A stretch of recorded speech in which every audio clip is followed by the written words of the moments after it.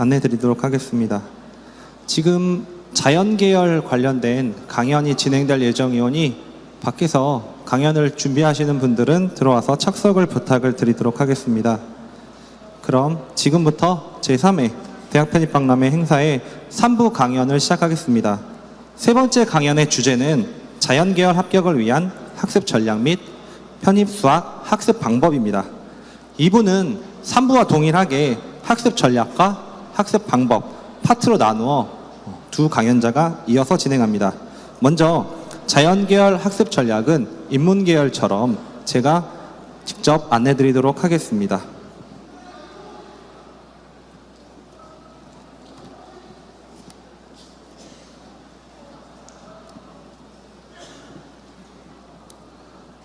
자, 혹시 여기 중간에 오신 분 계십니까? 저 사람 누군데 소개도 안 하고 하지 뭐 이러신 분도 계실 텐데, 자, 화면으로 한 번 더 소개 드리겠습니다. 전략사업부 조윤상 상담실장입니다. 감사합니다. 자, 여러분들 지금 자연계열 지원을 하실 예정이신 분들이 주로 앉아 계실 겁니다. 보시면 자연계열 쪽에서 어떤 얘기를 할지 앞에서 확인하실 수 있습니다. 먼저 대학 편입 자연계열 현황, 전체적인 현황에 이어서 인문계열처럼 자연계열도 비교해서 띄워드리는 정보를 확인하실 거고, 두 번째는 상위권대 합격 스펙, 인문계열과 마찬가지로 내가 목표로 하는 한양공대 간 친구, 성균관대 공대에 간 친구, 서강대 공대에 간 친구, 즉 상위권 위주의 합격생들의 스펙 분석 내용을 띄워드릴 겁니다. 그리고 세 번째로는 직접 강의를 하시는 교수님께서 올라와서 진행을 하실 예정이고, 마지막으로 3부에 대한 내용의 요약을 해드리고 마치도록 하겠습니다. 자, 대학 편입 자연계열 현황 최근 3년치입니다. 일단 2부와 마찬가지로 전체적인 것부터 한번 살펴보고 진행하겠습니다. 중간에 오신 분들도 계실 수 있으니까 아까 보셨던 분들은 다시 한번 확인을 하시면 되겠습니다. 현재 2015학년도 즉 3년 전에 비해서 현재는 모집 총 정원이 약 26% 증가했다라는 결과를 수치상으로 확인하실 수가 있고, 대상 대학은 밑에 있는 학교들 위주의 주요 대학교입니다. 자, 그렇다면 일반 편입은 얼마나 늘었을까? 보시면 약 3,000명대에서 4,000명대 초반, 최근 3년 동안 모집 정원은 약 1,000명이 증가했습니다. 이거는 그냥 일반 편입, 인문자연 합친 숫자이기 때문에 조금 있다가 나오는 자연계열 분리된 현황에서 따로 한 번 더 확인을 하시도록 하겠습니다. 전체적인 일반 편입학 규모는 3년 새에 1,000여 명 가까이 증가를 했다. 즉 1,000명 가까이 더 뽑는다는 뜻입니다. 여러분한테는 좋은 겁니다. 많이 뽑으니까. 자, 그리고 6만 명대에 상회하던 일반 편입학 지원 인원자가 5만 명대로 조금 주저앉았고, 특히 7,500명 가까이 감소를 했다. 아까 2부에서도 제가 직접 얘기 드렸지만 이 지원 인원이라는 거는 무슨 의미냐? 지원 인원이라는 거는 여러분 수험생들이 각자 대학에 접수가 완료된 원서의 개수를 의미하는 겁니다. 실제로 머릿수가 아니기 때문에 편입은 5만 명이나 쓰나 보다, 그게 아니라 5만 건 넘게 원서가 접수 완료됐다라는 의미로 보시면 되고, 그것은 왜 그러냐면 편입학은 각 대학마다 원서를 한 번씩 쓸 수 있으니까 여러 대학에 복수 지원하는 경향이 있는 한 실제 인원은 이것보다 훨씬 낮다. 참고로 학원에서 원서를 쓸 때 학생들은 대부분 상위권 학교는 다 씁니다. 여러분도 마찬가지시겠죠? 그렇죠? 여러분도 5개, 6개, 7개 이상의 유명한 학교를 당연히 지원을 하실 겁니다.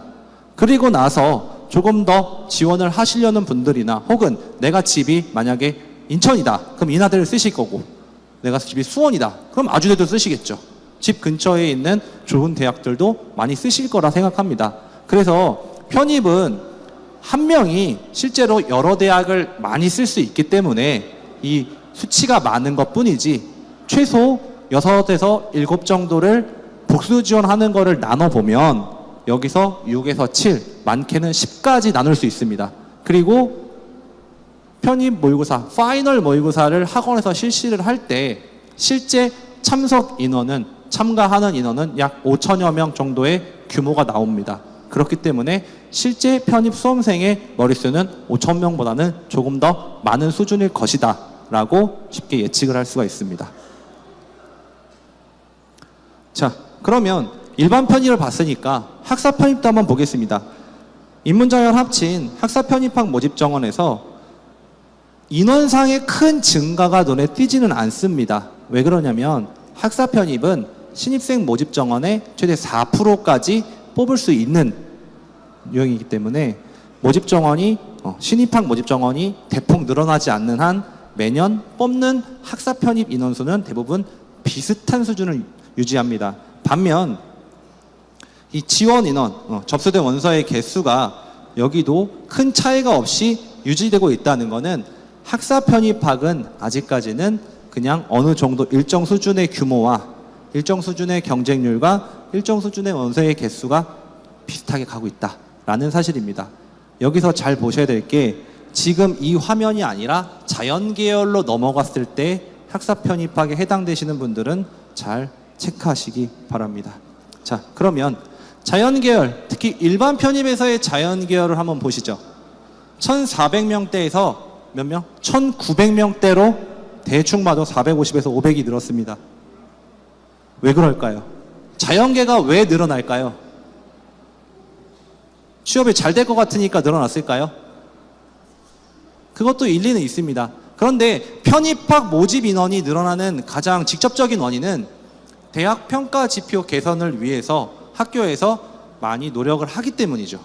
그렇기 때문에 모집 정원을 점점 더 많이 뽑을 수 있게 된 거고, 그런 것들이 모여서 모집 정원의 증가로 나오는 겁니다. 특히 여러분들도 대학생으로 현재 재학 중이시면 잘 아시겠지만 학교에서 혹시 프라임 사업 들어보셨습니까?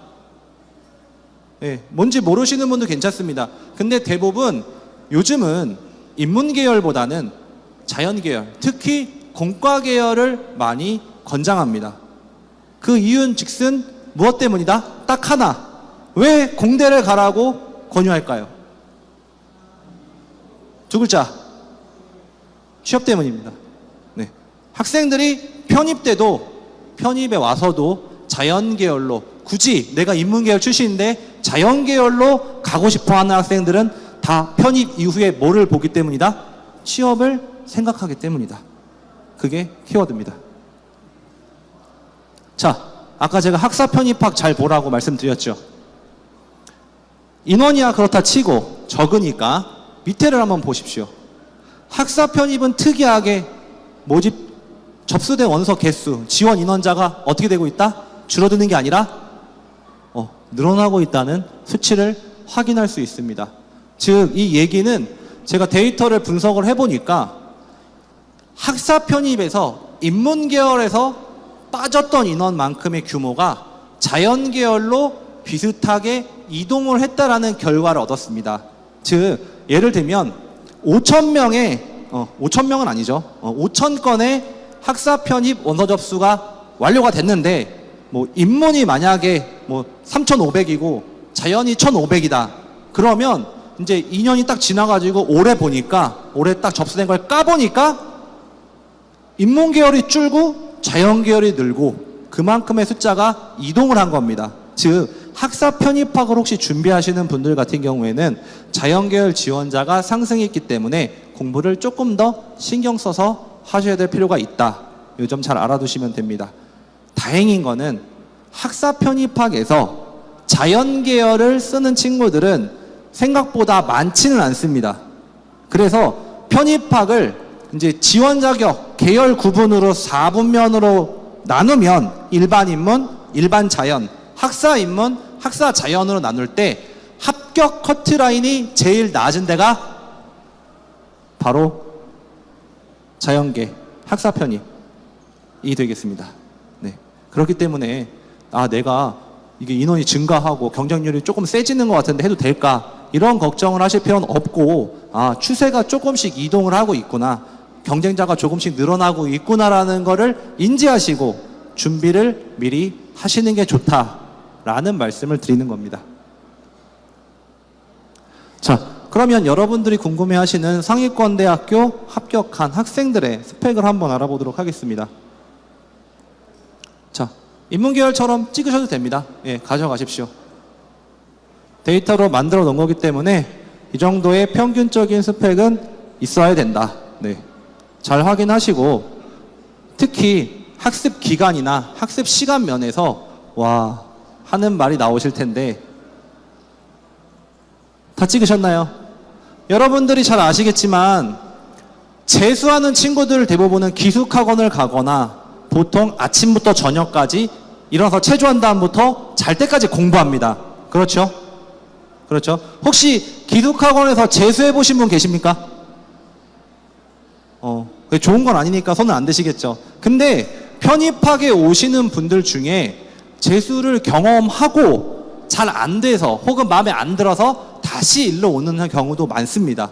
그런 경우에는 이미 한번 이렇게 장기간 동안의 공부를 해봤기 때문에 그래도 비교적 적응을 잘하는 편입니다만 여러분들의 대부분은 11개월에서 13개월 동안 이번에 보이듯이 14시간씩 영어랑 수학 공부를 파본 적은 거의 없을 거라 생각합니다. 그렇죠? 내가 공부를 많이 안 해본 건 어쩔 수 없습니다. 대신 이 스펙은 상위권 학교를 붙기 위한 학생들, 상위권 학교를 붙었던 학생들의 평균적인 스펙이기 때문에 내가 어느 정도 유명한 학교를 가려면 저 정도를 해야 되겠다라고 지침을 잡으시라고 찍어도 좋다 말씀드린 겁니다. 그렇게 보면 자연계열 특성상 영어와 수학을 동시에 병행을 하게 될 거고 특히 수학은 최소 8개월 이상은 공부를 하시며 그리고 수학에서 파이널 이전 단계인 공학수학 파트까지는 충분히 풀어주셔야 된다. 이 말씀을 꼭 드리겠습니다. 이따가 교수님께서 직접 학습에 관련된 내용을 말씀을 하시겠지만 그래도 옆에서 학생들을 지켜보고 학원에서 학생들을 관리해보고 겪어본 결과 영어보다는 수학이 시간 투자하는 것만큼 그래도 정직하게 성적이 좀 잘 나오는 편입니다. 왜 그러냐면 영어는 언어 관련된 거기 때문에 암기력이라든가 이해력, 흔히 말하는 우리가 언어적인 센스 같은 게 조금 필요한 반면 수학은 계산력이라든가 이해력, 공간지각력 등등등 약간 그 남학생들이 조금 잘하는 그런 쪽으로 특화되어 있기 때문에 어느 정도 풀이 실력이 갖춰지고 이해력이 갖춰지면 암기보다는 계산하고 확인하고 이해하는 그런 분야의 학문이라 좀 더 점수가 나중에 잘 나옵니다. 그래서 이 수학을 공부하시는 분들 중에 혹시 나는 무조건 수학 하나만 파겠다, 나는 중앙대 공대만 가겠다 이런 분들이 아니라면 영어를 어느 정도 밸런스 맞춰서 해주시는 게 중요하다 라고 말씀드리겠습니다. 1부 때도 잠깐 얘기 드렸지만 한양대 공대 떨어지는 학생들의 가장 큰 특징은 뭘까요? 바로 영어 성적이 모자르기 때문입니다. 수학은 잘합니다. 대부분 투자를 많이 하면 수학 성적은 일정 수준을 도달을 하는데 문제는 영어 성적이 안 나오기 때문입니다. 그래서 어느 정도 영어 성적도 갖추고 가야 된다. 이렇게 얘기를 드리겠습니다. 이따가 학습 방법 끝나고 한양대학교 영어 평균 성적 커트라인 한번 보여드릴 테니까 끝나고 한번 확인하시면 됩니다. 마찬가지로 전적대 성적은 크게 중요하지 않고 아까 제가 2부 때 말씀드렸었는데 중앙대 모집 요강 열어보시면 13페이지 정도의 그 전적대 성적 공식이 있습니다. 기본 점수 77점. 명시를 했으니까 내가 성적이 너무 좋지 않더라도 걱정하실 필요는 없다. 이렇게 이해를 하시면 됩니다. 그리고 모의평가 같은 경우에는 최저 영어가 상위 40%, 저희 학원에서 모의평가를 봤을 때 영어 40% 안에는 나와야 됩니다. 물론 수학은 상위권 반 기준 커트라인인 상위 30% 이내 혹은 더 잘 나와주면 좋습니다.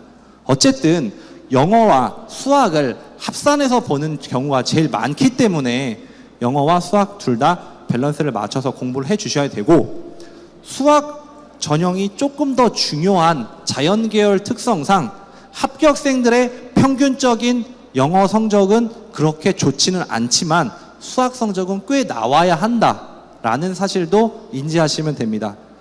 혹시 영어를 잘하는데 수학을 못하면 합산 성적은 비슷할 수 있지만 최종적으로 동점이 될 경우에는 수학 성적이 높은 사람을 뽑는다라는 사실도 알아두시고, 한양대, 공대 같은 경우에 영어 40에 수학이 60이다. 반영 비율이 조금 다르다라는 것도 함께 알려드립니다.